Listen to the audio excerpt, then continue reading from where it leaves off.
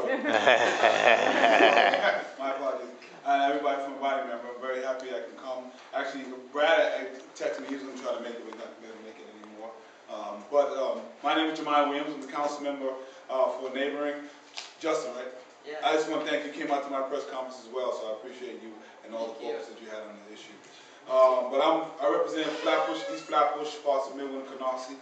But you know, I like connecting with the neighboring districts, particularly districts like the ones that I represent here, because I think we're on the same wavelength when it comes to a lot of issues. So I have been in office for 11 months now.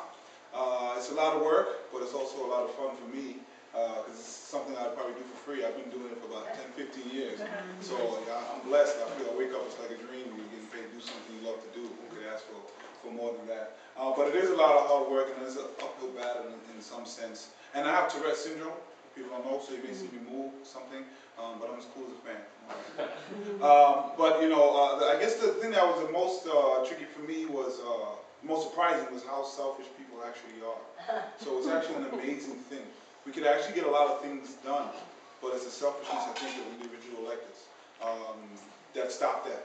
And they kind of don't do the right thing for very little, which is also amazing.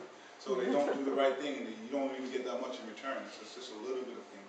But you know, that's the way the structure's set up, and it's pretty much set up, I think, for that reason, so people can prevent good stuff from happening. But I've been pushing very hard, and I know one of the biggest things that we have to remember, I think one of the biggest tools that we have is 2013, because a lot of people that we need to push want to run for mayor, and we can't forget that. And we got to remind them that they want to run for mayor, and they need their vote, our votes, particularly my council president, the Speaker, Quinn, who had unfortunately let us down a couple of times, most recently with paid sick leave. I was very disappointed that that didn't go where it needed to go. And we're on the right side of the issue, so it's amazing that people can say that this is the wrong time, or there's not enough money for people to get sick. So I don't understand what that means, because you're going to get sick anyway. So my thing was always, there's two people who should be against it. People who've never been sick before, and people who won't ever get sick before. Otherwise, it just doesn't make any sense. We should have been debating how many sick days to give, I can understand that, but not debating whether we should give sick days to begin with. And you know, the two things that I heard being discussed today, the elections, I chair oversight and investigation, and I'm supposed to be doing a hearing, I think it's with GovOps this month, let's see what happens, to actually discuss what happened during the election and see if things were corrected from the primary to the general election. And hopefully, I don't think all things were corrected. I think they did make a step in the right direction. And let's see what further we can move. I also did hear some complaints about privacy, and that is an issue of mine, particularly because there are questions on both sides of the page. So no matter how you turn it, if you have to give it to somebody to feed into the machine, they're going to see how you voted on something, which is a very, very problematic for me. I had a problem with the resolutions that were there. I think there's too many things jumbled up into one question, and they were very small type. Well, they're set up to confuse people.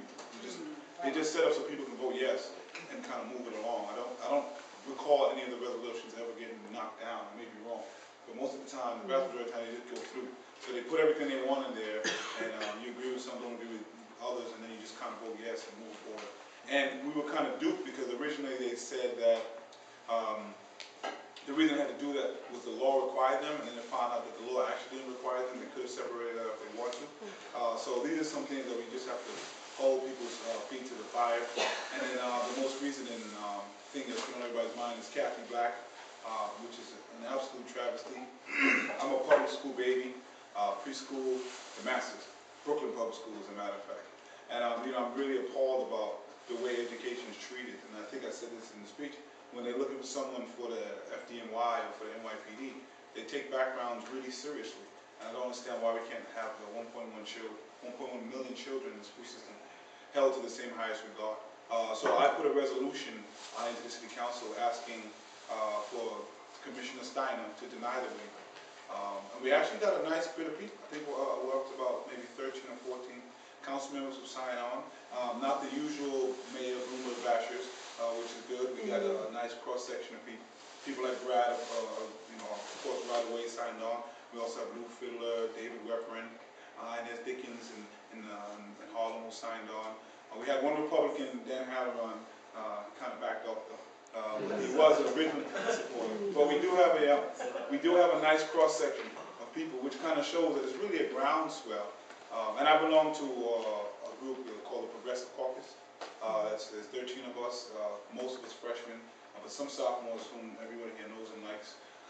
We formed the Progressive Caucus, and we've been trying to take up progressive issues.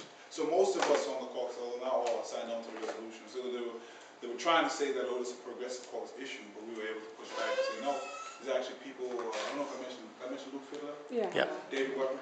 Yeah. Okay, I want to make sure I give everybody credit. Just James, yeah, but she's one of the common rabble-rousers. Charles Barron, people like that who usually are screaming on me. But we also got the quiet ones, which is really good because it just shows how much of a travesty it is. And I know that there's a letter from another elected, I don't know if it's probably yet, but he's circulating, that's a little more subdued. That's basically asking that there be some kind of public process, whatever it is. And so we're trying to get the ones who didn't want to step out on the resolution to sign on to that. And I think we'll get a lot of people on. Most people, even in the council who didn't sign a resolution, quietly say, of course, you're right. I always hate when they say that. You're right, but I don't know, what that means. I guess people actually are pretty sure that she's going to win, and people want to be able to reach out to her and stuff like that nature. They don't want to sign on. I actually think we have a sliver. It's a here, but it's a sliver of chance to win on this one if we keep pushing. Because my assumption was that if the mayor had pushed her out so quickly, he must have spoken to all the people he needed to speak to. Come to find out, he didn't speak to anybody at all. No one. So he's going off just off his macho-ness, which I don't want to speak, but I didn't think they can get any bigger, and he always surprises me. They just keep growing. So I think he stepped out on that, which is, he's had success with that. So there's no doubt that this is probably still going to happen, but we want to prolong it and kind of make it as painful as possible. And there is a sliver of chance. Last time that Joe Klein was approved, got the waiver, it took, I think, about 48 hours. And so we managed to stretch it out, and now there's a panel who's going to be put in place by Commissioner Steiner to review it. I don't know who it's going to be. It could be Mayor Bloomberg's mom, for all I know. But at least they're doing something, and we want to just keep the pressure on. And this would be it's a long shot, but it would be a huge victory for people if we could actually win that. But I'd be happy to take any questions if there's anything I didn't touch on and would like to touch on. I know you had a hand while I was. No, just yeah.